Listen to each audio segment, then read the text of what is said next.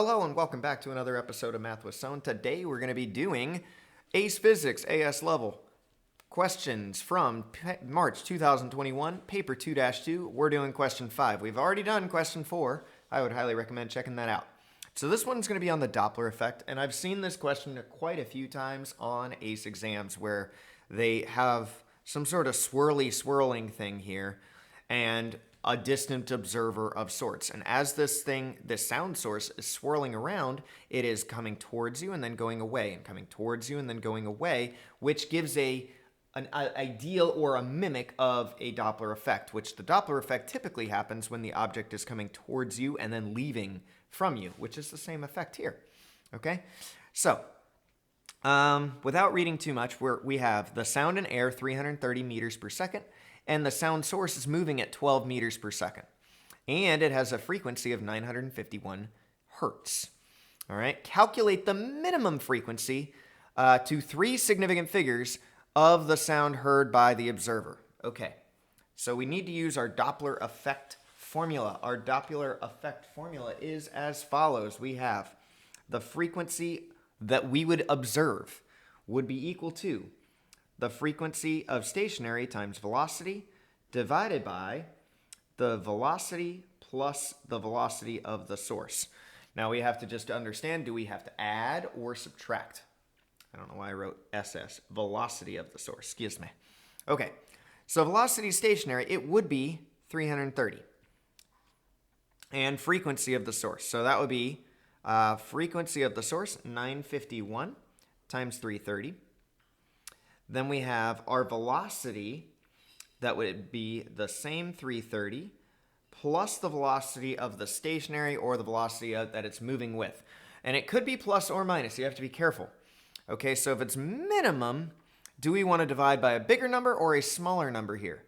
Well, if it's minimum, that means that we would want to divide by a bigger number here, and that would be 12.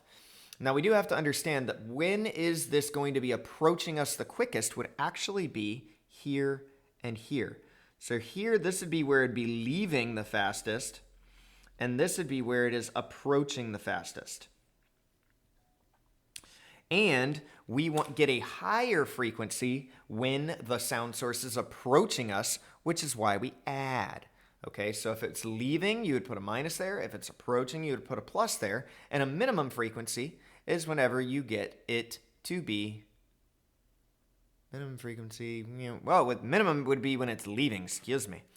All right, either way, we multiply and we divide, we get all of these out to around 918 hertz, and it said round to 3 significant figures, so we're going to stick with 918 hertz.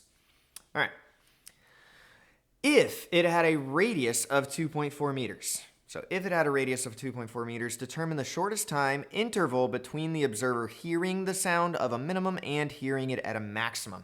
All right, so we already said that it's leaving and coming here, and it would be having a minimum and a maximum appropriately with either source. So I do want to think, if it's approaching, that means that it would be a higher pitch. A higher pitch would have a max frequency, and a leaving would have a lower pitch, would be a minimum frequency. Either way, that is half of a circle between the two. We don't need to go all the way around to have that happen. It would be here we would have our minimum, and here we would have our maximum, so we need to figure out how long will it take it to go half a circle around.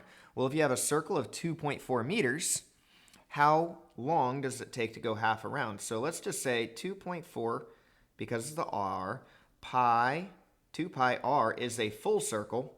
We don't want to do a full circle, we would just want to do half a circle, so if we divide that in half, we get pi r is equal to half of that circle.